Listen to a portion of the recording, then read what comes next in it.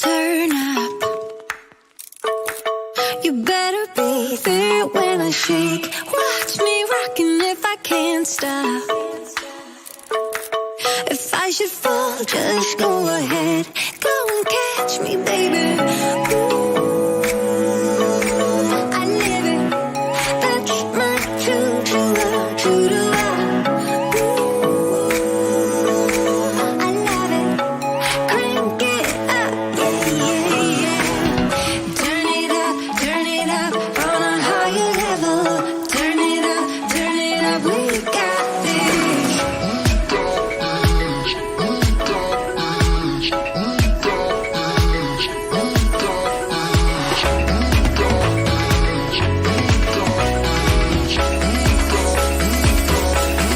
Break it down like this.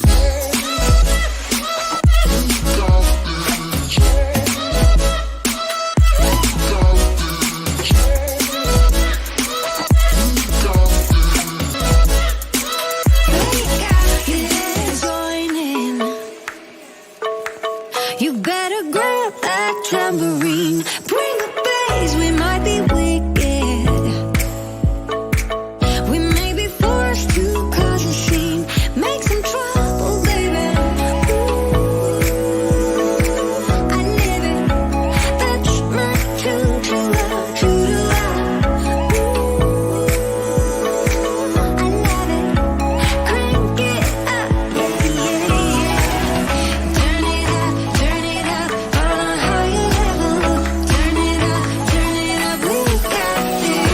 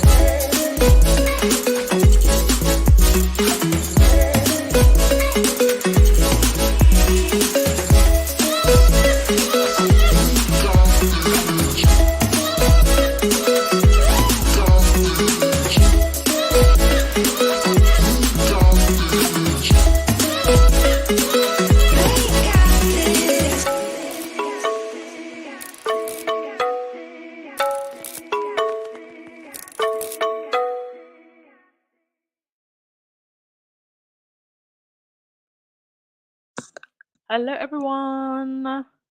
Happy Tuesday. Hope you're all fantastic. And I do apologize to anyone who showed up to the podcast the first time I scheduled it, because for whatever reason, I thought I'd privated it and it didn't go private. So I do apologize for that if you were waiting. But thank you so much for joining us. Like, I pretty much just put the slides together and scheduled the podcast because I was like, I did not want to make that mistake again. I am so sorry about that. But here we are. Got some good news, some interesting news, and some reflections. 1 year ago yesterday, I was actually in Tbilisi, Georgia, and we had the coronation.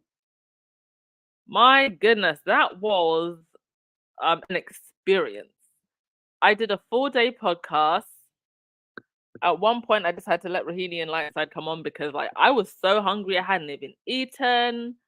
Another interesting thing that actually happened during the coronation, that whole week leading up to coronation and the week following, is the Duchess of Success official Instagram page grew so much. I think I was growing by, on some days, over 1,000 new followers a day.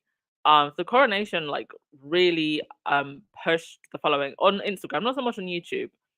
And a lot of people actually found the Duchess of Success Instagram. So if you're one of those people, thank you so much for joining the journey. And social has become such a powerful way in which we report on and follow and give our opinions on the royals. And this coronation, the first modern coronation that we've had pretty much since the Queen, late Queen, Elizabeth II, it was the social media coronation.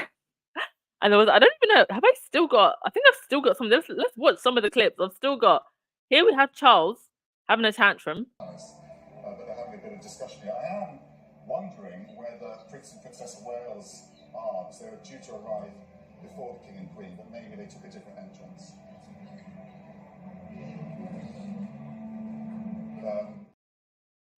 Now, what we now know is that William and Kate were too busy filming social media videos to show up on time, and likely probably arguing, because look at the body language here and throughout the entire coronation. Where were the body language experts, please? Seemed to disappear when the coronation came around. I mean, there's William, reading his what do you call it? His allegiance, his pledge to his father, to the king, and he looks miserable. Pretty much all of the top, the elites and the aristocrats and people who were actually invited to this thing looked absolutely miserable. And it's just so hilarious because all of the peasantry who were sitting outside in the rain look so jubilant. And the very people who enjoy all this wealth that we pay for, who sit up in their ivory towers, jewels on their heads, gold gilded carriages, they all look miserable. I mean, at some points, Charles looked vaguely happy, and I mean, Camilla, can't believe that she finally got her moment. But otherwise, if you actually looked at, the inner circle, the aristo inner circle, they looked absolutely bloody miserable. I don't envy these people. Here's Camilla rushing inside, just in case God sends the flood. She's got to get that crown. I mean, that's literally the way she was rushing inside of that cathedral. Like God was about to send the flood again. And she said, absolutely not. I'm going to get that crown and I'm going to get it today. And the pages there, these are her grandchildren behind her and one of her nephews, so a big moment for them. And then the king will have a separate set of pages which will include Prince George. And when they leave, they'll be power walking in there. Power walking, like the spirit of Diana herself is about to come down like a fire-breathing dragon and flame the whole place up. Gosh, what a day it was. Do I have any more from that day? Do I have any more from that? No, those are the only two clips I have. But yeah, you give me your favorite memories from the coronation. Oh, can I also say thank you so much to Dorothy Ross for the PayPal that you sent yesterday. Thank you so much. Very generous of you. Thank you. Yeah, they all look like they were at a funeral, not a coronation.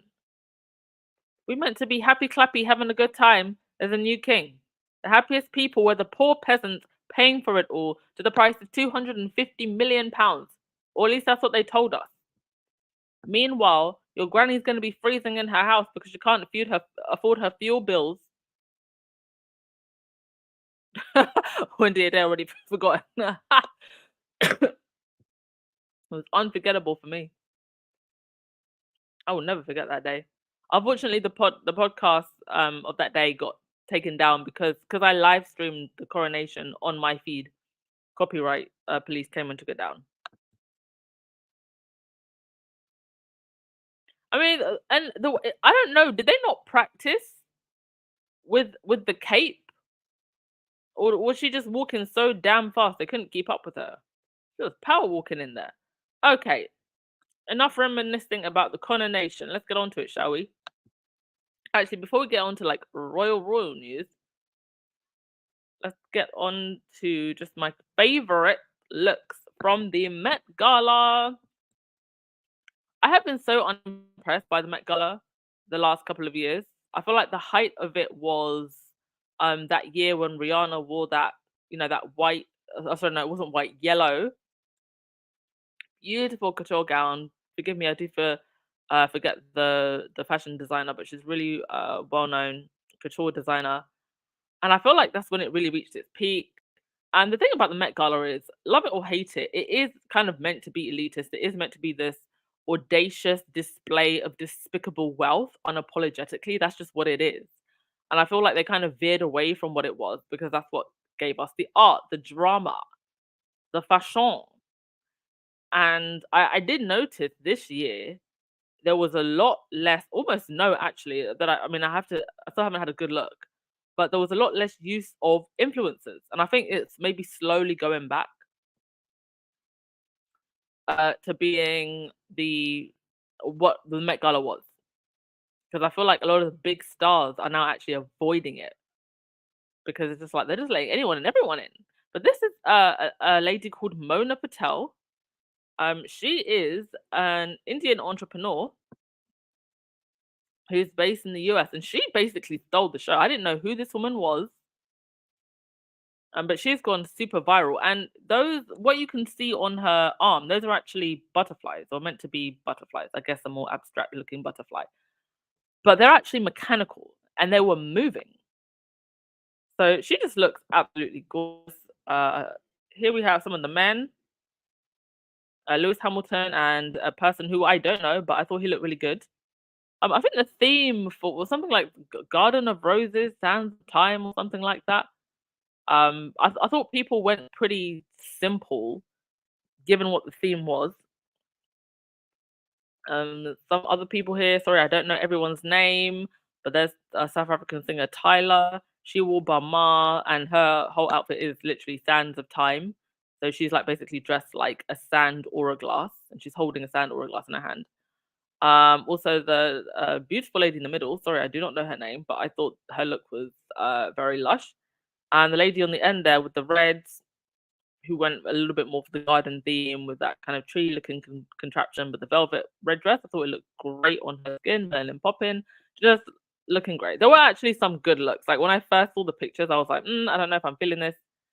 And what was even more interesting, now we're in this era of AI, is people were posting fake AI images. And one of them that actually went super viral was Katy Perry. Now, this actually looks really good, but Katy Perry was not there and she did not wear this dress. This is actually an AI image, believe it or not. But a lot of the AI images look better than what was going on in in real life. So please do just double check if you're seeing any images of the Met Gala that they're actually real, because there's so many AI images floating around and they look at how real they look. Isn't that insane? I mean, if you can make Katy Perry look like she went to the Met Gala in such a beautiful gown, you could probably make a princess look like she's speaking in a video when she could be in a coma. That's the era we're in now. Okay, let me stop being shady. Let me go to your comments. Thank you so much to Caroline, new member, or did you rejoin? And also Joy Armor, thank you so much for the super sticker. Very much appreciated.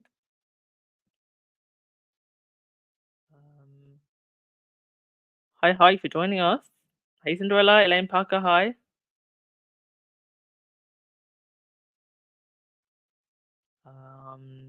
All right. Like I said, there was one for Rihanna also I forgot for. There were so many, and they're so good as well. That's what's so scary. Okay, next, let's get back to the royal news. Meghan. So shout out to Rebecca at underscore Duchess underscore of success underscore Instagram page. Go check her out. So one of her followers actually sent her this. And it was a snapshot of Meghan at a top venture capital private event. They had it at this very swanky resort and in the California area, and sorry, Santa Barbara, California area. And we got this snap of her sitting at the front. Now, this event was run by a firm called Greycroft. And this is also posted by Rebecca. It said Greycroft's website is exceptionally minimalistic, featuring only a standalone front page, not even an about section. Instead, it redirects visitors straight to email, which speaks volumes about the way the firm operates. From my research and conversations with those familiar with the firm, it's evident that Greycroft approaches entrepreneurs and investors rather than the other way round. As mentioned earlier, Meghan was personally invited to the event.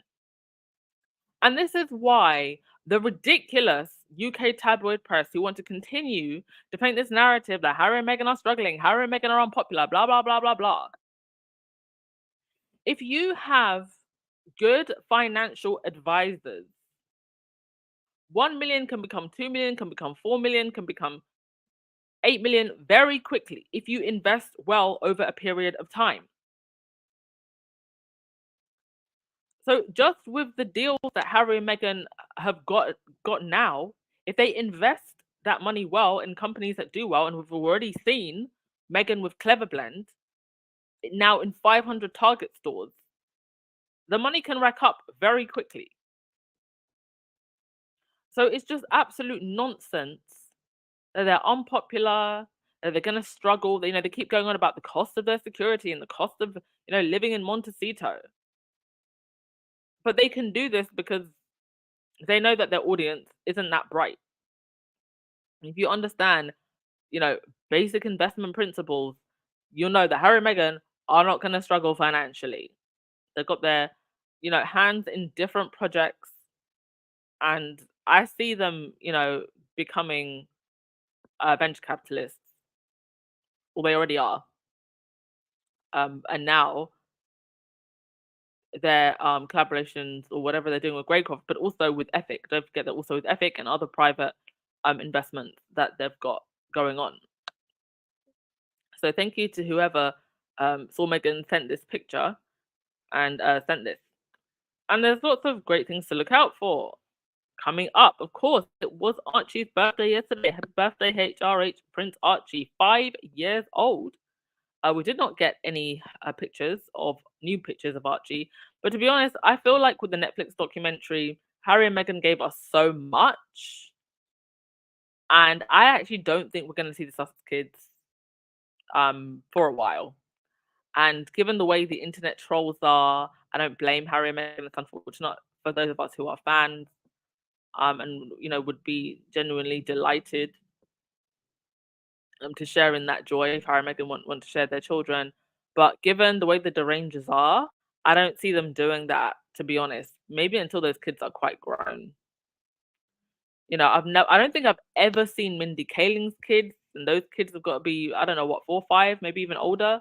I don't think I've ever even seen Kerry Washington's kids. So there are some celebrities who really keep their kids, under wraps.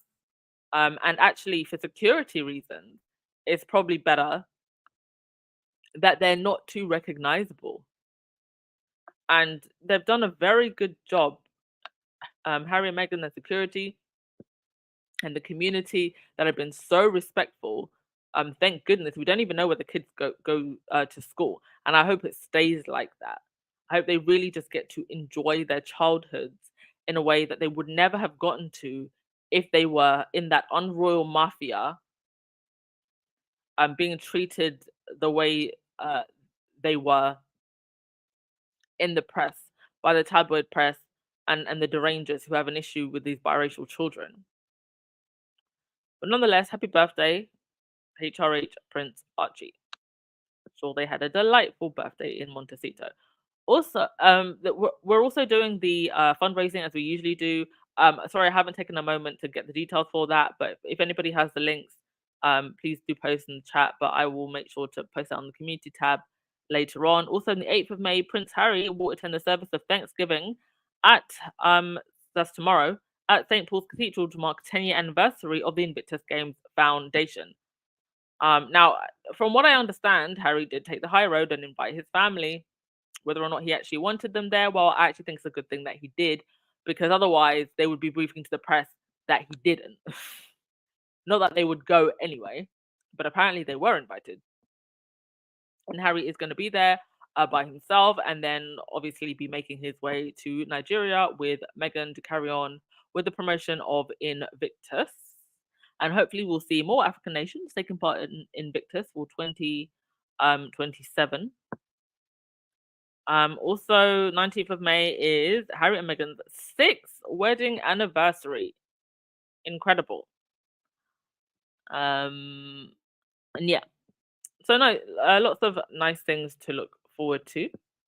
Also, over in Montecito, Harry and Meghan were cover stars on the cover of Polo Lifestyle. They had one insert there. These are some of the pictures that were inside of the magazine. And I will also post the link later on. You can get the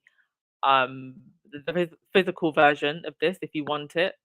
I will post a link later, but I think it is quite expensive. I think shipping alone is like $10 or something. And they also had a little section where they featured Aro. So lovely on the cover there. And unfortunately, the way the tabloids are in the UK, I don't know when we'll actually ever see the end of this ridiculous obsession. But for now, it does continue. And you had on one day 3 different panels on 3 different programs discussing the so-called irrelevant royals, Harry and Meghan. So you had a panel on the Daily Fail, their royal show, on The Sun, and on Talk TV on the same damn day. People who live thousands of miles away on the other side of the Atlantic Ocean. You have 3 different panels from the so-called royal rota rats. And the Sussex.com said they literally have whole hour-long panels where they ask questions none of them knows the answer to and make up reactions that may never happen about 2 people they are quick to say will never be welcomed as welcome royals again. Meanwhile, where's Kate? Indeed, where is Kate? What day are we on now? 140 something that we have not seen this woman, one of the most photographed women in the United Kingdom, if not the world, and we have not seen her. Where is she? Now, Spanish media continue to double down and say that she's comatose. And we've seen nothing but AI photos and potentially AI video and fake video of this woman. Boy, I don't know what's about to come out, but eventually it will come out and it will be nasty. Because I don't understand how you have William, who, you had all this briefing that he was going to be by his wife's side and working from home, working from home royal, only for him to go to 2 football matches within the span of a month. And on one of the days, didn't he go on Charlotte's birthday? But I have to see all these headlines about Meghan can't release jam because 2 of the members of the royal family have cancer. Like all our lives should just stop. Oy. Let's get your comments before I get on to the last thing. Thank you so much to Bellatrix Lestrange. I love your name. Blessings to you too. Thank you so much, Black Queen. Harry was on a panel, I believe. Oh, okay. I'll look into that. Or if you've got a link, just post it because I don't think I prepared that for the podcast today. I must have missed it. Thank you so much, Black Queen. I'll look into that. Lauren Hamburg, thank you for joining as a member. Thank you everyone who's coming back as a member since I've been remonetized. Really do appreciate it very much.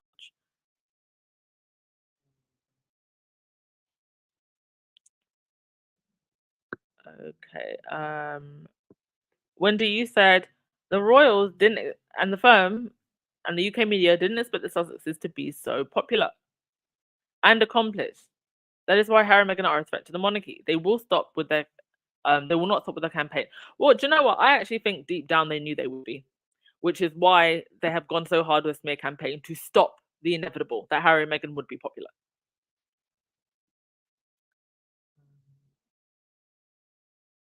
Okay.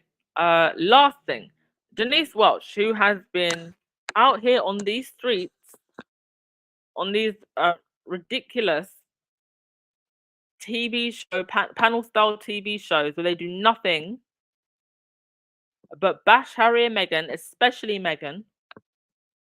She really gave it to Dickie Arbiter. So we're going to listen to what was said, and then we're going to critique what was said. Here we go. Harry is going to be flying over. Do you think there's any hope of him meeting up with the king and reconciling anything? That's a very difficult one. I'm sure your audience here, many of them are parents. I'm a parent, and we would like to make up. But what is going on between our children and us is not being played out in the public arena. And with the King and the rest of the royal family, it is. Harry has been rubbishing the family since they walked out in 2020. We had in 21, we had Oprah. We had at the end of 22, 6 hours of Netflix. And then we had at the beginning of 23, 600 pages of We did, Dickie, but if I may say as well, do you not think there is a reason why Harry did such a thing? You know, you've got, in my opinion, and I know I don't know the royal family like you do, but, you know, his dad married Diana when he was in love with Camilla. And so, you know, ruined a lot of Diana's life because of his affair with Camilla. So this young boy who then witnesses the death of his mother, who is forced to walk publicly in front of the world behind his dead mother's coffin and accept this woman that he doesn't like as his stepmother. Then he has a wife who is completely and continually trashed by the media, including your good self, if I may say, when in fact she was on a world stage doing a lot of good for a lot of people before she met this guy. And I am just sick to death of the bashing that this woman gets. Everybody's happy to say the bashing that the other royal family members get. Hardly any of you mention Andrew, and yet we continually, every day, berate this woman. And I think when her children go up and see what she goes through, I think Harry had a bloody good reason to write that book, in my opinion. Well, I'm not going to argue with you, because that's not what I'm here for. You have... Well, you put your side and I put my side. You That's put how your it goes. side, but if I may say, you ever been reading too many tabloid stories? No, I haven't actually, and don't disrespect me for saying that, because I have read a lot about Meghan before as well, and I think it's a disgrace the way she's treated. Well, that is an opinion. It is also a disgrace in the way that they treated the rest of the royal family. The people here... They had no comeback. They had no other comeback. Well, they did actually. They didn't have to walk out. And they did walk out. Why would they not walk out? Why would they want to spend their life in a country that hated them? We don't want to come on here and have a debate, really. We want to know, how is Charles doing now? What is the future for Charles? Where is he moving on for? It's not a debate. Don't have a guest on and say, I can say what I like. No, I'm not saying you can't.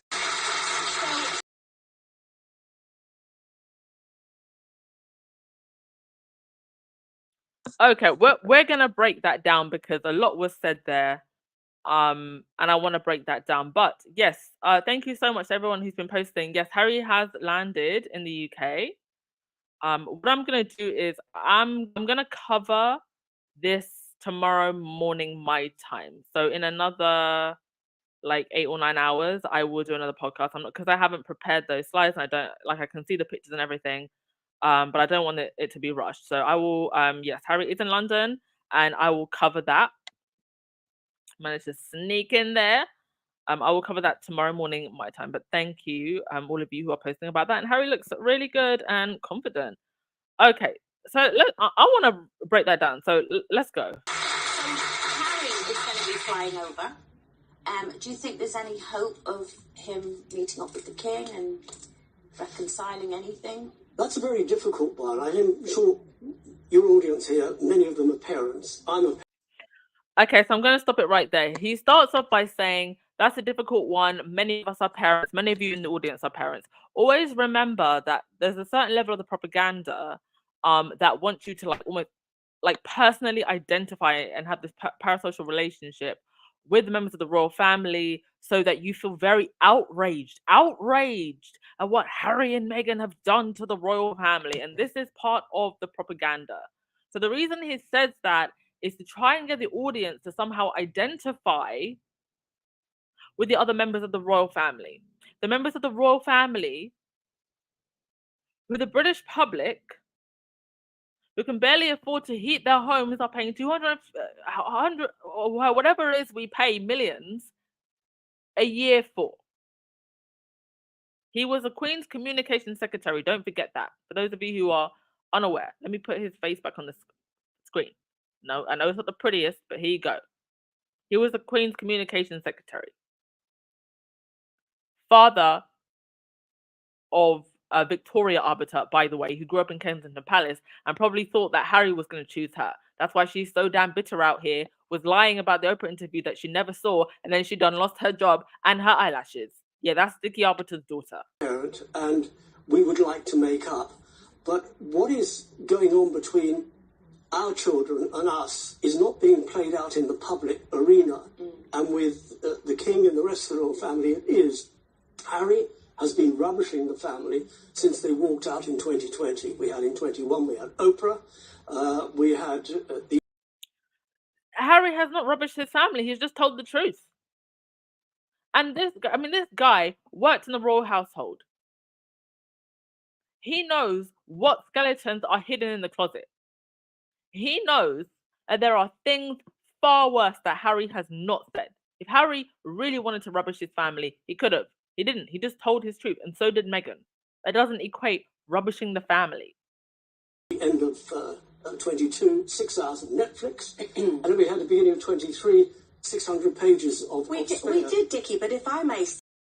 Oh, yeah, and you know what? Is there another 400 pages to spare? Release the extra pages. Because we know the tea is good. Give us everything. As well, do you not think there is a reason why Harry did such a thing? You know, you've got, in my opinion, and I know I don't know the royal family like you do, but...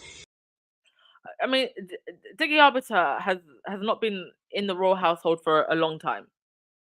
So he only knows what he knows from when he was working with the firm. He was not working with the firm when Harry and Meghan were there, just so we're clear.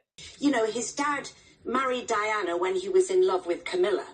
And so, you know, ruined a lot of Diana's life because of his affair with Camilla. So this... And you know what's so sad is people like Dickie Donkey Sanctuary Arbiter don't actually care.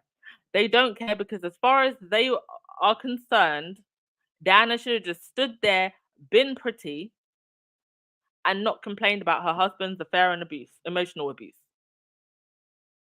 Young boy who then witnesses the death of his mother, who was forced to walk publicly in front of the world behind his dead mother. And people like Dickie Arbiter don't care about that either. Because as far as they're concerned, that's duty. An 8-year-old walking behind his dead mother's coffin was duty. That's how he sees it. He is completely, look at his face. He's completely and utterly unmoved by how deranged it is that they had them kids walking behind their mother's coffin. This coffin and accept this woman that he doesn't like as his stepmother. Then he has a wife who is completely and continually trashed by the media, including your good self, if I may say, when in fact she was on a world stage doing a lot of good for a lot of people before she met this guy. And I am just sick to death of the bashing that this woman gets. Everybody's happy to say the bashing that the other royal family members get. Hardly any of you mention Andrew, and yet we continually, every day, berate this woman. And I think when her children grow up and see what she goes through, I think Harry had a bloody good reason to write that book, in my opinion. Well, I'm not going to argue with you, because that's not what I'm here for. I mean, why did you come on the show? You came here to debate. And if there was no one like Denise Welch pushing back, you would have continued to bash Harry and Meghan. Oh, you don't want to come on to a panel show to debate, but you're happy to just sit there and bash Harry and Meghan? You had... Well, you put your side and I put my side. You put your side, but if I may say, you ever been reading too many tabloid stories? No, I haven't actually. The damn audacity. You have been reading too many tabloid stories. If she was reading those tabloid stories, she'd be a Harry and Meghan hater. Tabloid stories by people like this. It is the tabloid stories that have created the vitriol, the hate, the vicious clickbait machine. People who don't read the tabloids know the truth. The audacity of him to sit there and say you've been reading the tabloids. He's part of that machine. And don't disrespect me for saying that, because I have read a lot about Meghan before as well, and I think it's a disgrace the way she's treated. That exactly. I mean, he says you've been reading the tabloids, but Did he take any time to sit and read who Meghan was when he first heard about her? The first thing that Dickie Donkey Secretary Arbiter did was go online and say that Meghan and Harry's relationship was going to be a fling on 2 different occasions. Well, that is an opinion. It is also a disgrace in the way that they treated the rest of the royal family. The people here. They had no comeback. They had no other comeback. Well, They did actually. They didn't have to walk out. And they did walk out. Why would they not walk out? Why would they want to spend their life in a country that hated them? We don't want you to come on here and have a debate, really. We want to know, how is Charles doing now? What is the future for Charles? Where is he moving on for? It's not a debate. I mean, that lady, is she for real? We want to know how Charles is doing. That was her way of exiting this conversation. I want to know where Kate is more than I want to know how Charles is doing. Because at least we've actually seen Charles walking around, breathing and talking. We haven't seen Kate in forever. Yes, John, and say I can say what I like. I'm not saying you can't. Okay, yeah, that is that. And you know what? They can talk all they want. Harry and Meghan are just continuing, promoting Invictus, investing in companies, releasing jam, just living their best lives and making their money. So, they're going to sit here and continue to make absolute fools of themselves, obsessing over people who are thousands of miles away when the real story is right here. This is the real story. Where is William's wife? And with that, I'm going to end the podcast. I will go over Harry's event tomorrow morning. Thank you so much for Nash for rejoining membership. Thank you, Olivia Johnson, for 18 months of membership. And Kat Harlem for 21 months. Thank you so much, Kat Harlem. How are you today? Can you believe it's been a year since the coronation? Thank you all so much, folks. All right, let's end with your comments and then we will wrap things up. Okay. Yeah, the audience, Wendy, the audience cheers for Denise. That tells you that people are waking up. Yes, Dana. Dickie Donkey Sanctuary Arbiter is the one who got pranked before the Oprah interview, and his daughter. Victoria, I lost my eyelashes and my job, Arbiter.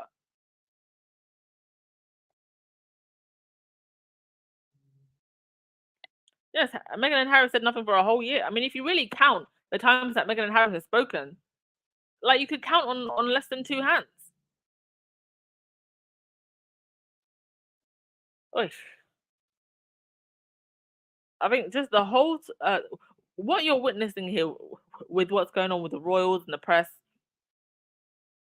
the Aristo circles, all the people around them, the likes of Dickie Donkey Sanctuary Arbiter, you're seeing a system of power breakdown, and it's fighting for its life. All right, I'm going to end things there. Thank you so much, everyone, for your donations. Thank you so much for your time. Thank you so much for your contributions. I do want to do a call-in at some point. I think what I'll do is on the community tab, I will just do like a survey, like when would be the best time to do a call-in. And yeah, because I think a lot of you probably have a lot to say. I haven't had a call-in for a while. And there's been a lot happening. And there's a lot happening this week. I'm so darn excited. Connie Balmer, thank you so much for the super sticker. All right, folks. Have a fabulous day, and I will see you tomorrow. Ciao.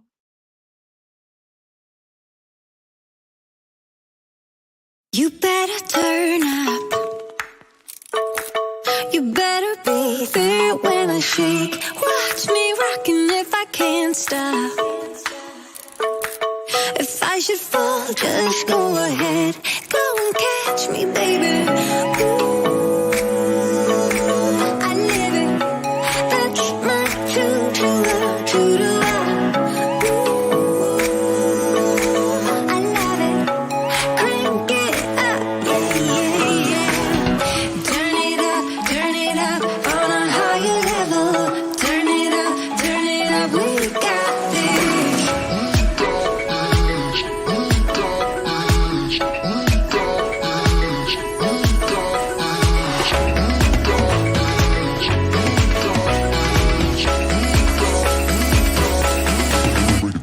this.